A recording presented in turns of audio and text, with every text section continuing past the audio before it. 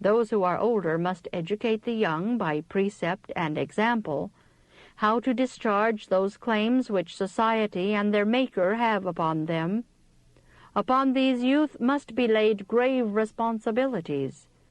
The question is whether they are capable of governing themselves and standing forth in the purity of their God-given manhood, abhorring anything which savors of licentiousness and discord. Can I say anything that will make an impression upon the young? Never before was there so much at stake. Never were there such weighty results depending upon a generation as upon those now coming upon the stage of action. Not for one moment should they think that they can fill any position of trust without possessing a good character. Just as well might they expect to gather grapes of thorns or figs of thistles. A good character must be built up, brick by brick, every day growing in proportion to the effort put forth.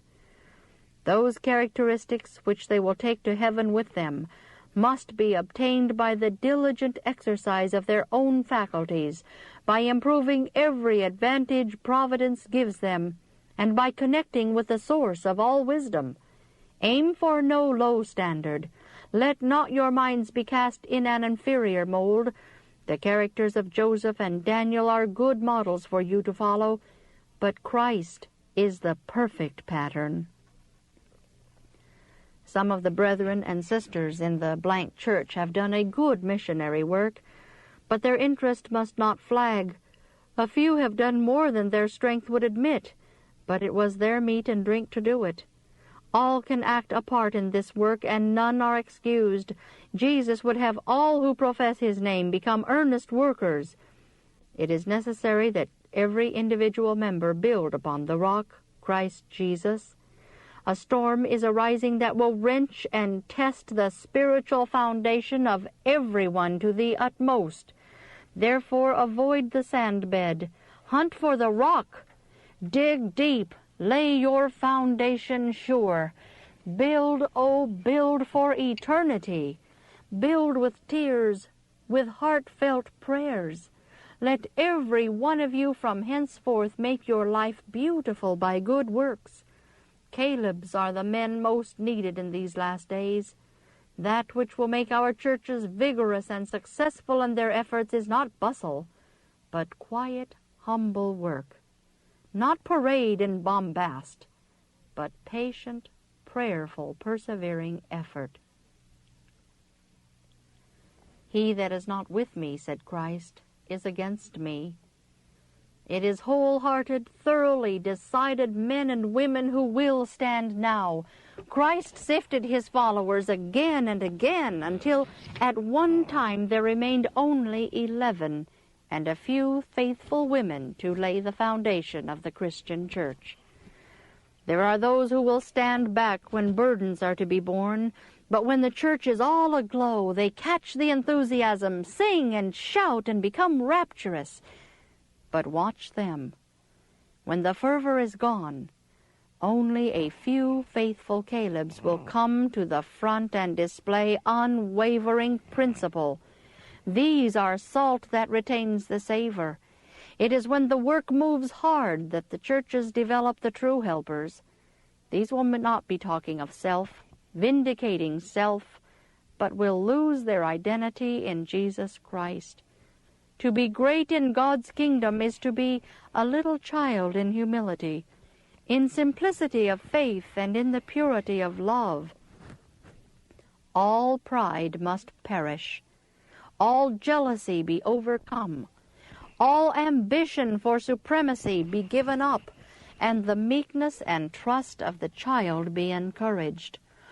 All such will find Christ their rock of defense, their strong tower. In him they may trust implicitly, and he will never fail them. Oh, that all who believe present truth would be warned to seek the Lord. The thoughts of God's infinite mercy and of his matchless love should influence all to imitate his example. But this is not the case. Some of our sisters indulge too freely in a love for dress and display. They do not dress at all in harmony with our holy faith. This is true of Sister Blank. The world should have been a better example that this sister has given it. She should feel her God-given responsibility to cast the entire weight of her influence upon the side of Christ and seek to make those with whom she associates less worldly. She and Sister Blank would be of far greater advantage to the Church if they would encourage plainness of dress in themselves and others. Those sisters who are dressmakers and who study the fashion plates frequently lead others in the Church to do that which is displeasing to God, by encouraging them to cut and trim their dresses in imitation of the world. The efforts of these sisters to do good would be far more acceptable to God were there seen in their lives less dressing, less cheap worldly talking, and less visiting, less complaining and murmuring against the ministers laboring for you, and more praying and reading of the Bible. The Lord is displeased with the course pursued by many in the Church toward some of their ministering brethren. He bids you cease your cruel speeches and let words of encouragement take the place of your murmuring, your repining, your fault-finding. Christ is speaking to you in the person of his saints, and you have despised his counsel and rejected his reproof. Do this no longer. Elder Blank has a work to do, not only in the East, but in many places. God will be with him and prosper him if he hides in Jesus. He is not infallible. He may at times err in judgment, but be careful how you speak that which will make of none effect the words God bids him utter. When he knows what the will of God is, he would not hesitate to do it should it cost him his life. While many of you plan only how you can please self and have an easy life, his whole life and interest is wrapped up in the cause of God. While studying and planning for the cause, he has sometimes exercised shrewdness and sharpness which has led others to misjudge him. His aim was not to advantage himself, but the cause which he loved.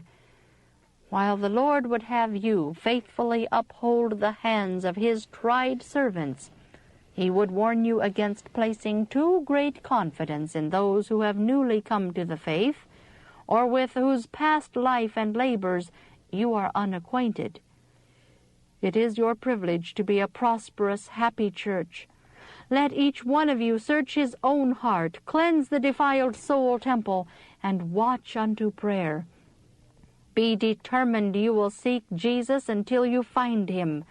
Release not your grasp until his love dwells in your heart and you have his Spirit subduing your life and fashioning your character. Then believe, and with boldness you may approach his throne, knowing that he will hear your prayers. Chapter 16. Laborers for God. Fellow laborers in the great harvest field, we have but little time in which to labor. Now is the most favorable opportunity we shall ever have, and how carefully ought every moment to be employed. So devoted was our Redeemer to the work of saving souls that he even longed for his baptism of blood. The apostles caught the zeal of their Master, and firmly, steadily, zealously went forward to the accomplishment of their great work, fighting against principalities and powers and spiritual wickedness in high places. We are living in a time when even greater earnest is needed than in the apostles' day. But among many of the ministers of Christ there is a feeling of unrest, a desire to imitate the romantic style of modern revivalists, a desire to do something great, to create a sensation, to be accounted able speakers, and to gain for themselves honor and distinction. If such could encounter perils and receive the honor given to heroes, they would engage in the work with unflagging energy. But to live and labor almost unknown, to toil and sacrifice for Jesus in obscurity, receiving no special praise from men, this requires a soundness of principle and a steadfastness of purpose that but few possess. Were there a greater effort to walk humbly with God, looking away from men and laboring only for Christ's sake, far more would be accomplished. My ministering brethren, seek Jesus with all lowliness and meekness. Do not try to draw the attention of the people to yourselves. Let them lose sight of the instrument while you exalt Jesus, talk of Jesus, lose self in Jesus. There is too much bustle and stir about our religion, while Calvary and the cross are forgotten. We are in the greatest peril when we receive praise of one another, when we enter into a confederacy to exalt one another. The great burden of the Pharisees was to secure the praise of men, and Christ told them that it was all the reward they would ever receive. Let us take up our appointed work and do it for Christ. If we suffer privation, let it be for His sake. Our divine Lord was made perfect through suffering. Oh, when shall we see men laboring as He labored? The Word of God is our standard. Every act of love, every word of kindness, every prayer in behalf of the suffering and oppressed is reported before the eternal throne and placed on heaven's imperishable record. The divine word pours light into the most darkened understanding, and that light makes the most cultivated feel their inefficiency and sinfulness. The enemy is buying souls today very cheap. Ye have sold yourselves for naught, is the language of Scripture. One is selling his soul for the world's applause, another for money, one to gratify base passions, another for worldly amusement. Such bargains are made daily. Satan is bidding for the purchase of Christ's blood and buying them cheap, notwithstanding the infinite price which has been paid to ransom them. Great blessings and privileges are ours. We may secure the most valuable heavenly treasures. Let ministers and people remember that gospel truth ruins if it does not save. The soul that refuses to listen to the invitations of mercy from day to day can soon listen to the most urgent appeals without an emotion stirring his soul. As laborers with God, we need more fervent piety and less self-exaltation. The more self is exalted, the more will faith in the testimonies of the Spirit of God be lessened. Those who know the most closely connected with God are the ones who know His voice when He speaks to them. Those who are spiritual discern spiritual things. Such will feel grateful that the Lord has pointed out their errors, while those who trust wholly in themselves will see less and less of God in the testimonies of His Spirit. Our work must be accompanied with deep humiliation, fasting, and prayer. We must not expect all peace and joy. There will be sadness. But if we sow in tears, we shall reap in joy. Darkness and despondency may at times enter the heart of the self-sacrificing ones, but this is not against them. It may be God's design to cause them to seek Him more earnestly. What we need now is Caleb's, men who are faithful and true. Indolence marks the lives of too many at the present day. They turn their shoulders from the wheel just when they should persevere and bring all their powers into active exercise. Ministers of Christ, awake thou that sleepest, and arise from the dead, and Christ shall give thee light. Your labors taste so strongly of self that Christ is forgotten. Some of you are pampered and flattered too much. As in the days of Noah, there is too much eating and drinking, planting and building. The world has stolen the energies of the servants of Christ. Brethren, if you would have your religion honored by unbelievers, honor it yourselves by corresponding works. By a close connection with God and a strict adherence to Bible truth in the face of difficulty and worldly pressure, you may infuse the Spirit of truth into the hearts of your children so that they will work effectually with you as instruments in God's hands for good. Many are incapacitated for labor both mentally and physically by overeating and the gratification of the lustful passions. The animal propensities are strengthened, while the moral and spiritual nature is enfeebled. When we shall stand around the great white throne, what a record will the lives of many then present! Then will they see what they might have done had they not debased their God-given powers. Then will they realize what height of intellectual greatness they might have attained had they given to God all their physical and mental strength He had entrusted to them. In their agony of remorse, they will long to have their lives to live over again. I call upon those who profess to be light-bearers, in samples to the flock, to depart from all iniquity. Use well the little remnant of time now left you. Have you that strong hold of God, that consecration to His service, that your religion will not fail you in the face of direst persecution? The deep love of God alone will sustain the soul amid the trials which are just upon us. Self-denial and the cross are our portion. Will we accept it? None of us need expect that when the last great trials come upon us, a self-sacrificing, patriotic spirit will be developed in a moment because needed. No, indeed, this spirit must be blended with our daily experience and infused into the minds and hearts of our children, both by precept and example. Mothers in Israel may not be warriors themselves, but they may raise up warriors who shall gird on the whole armor and fight manfully the battles of the Lord. Ministers and people need the converting power of grace before they will be able to stand in the day of the Lord. The world is fast approaching that point in iniquity and human depravity when God's interference will become necessary.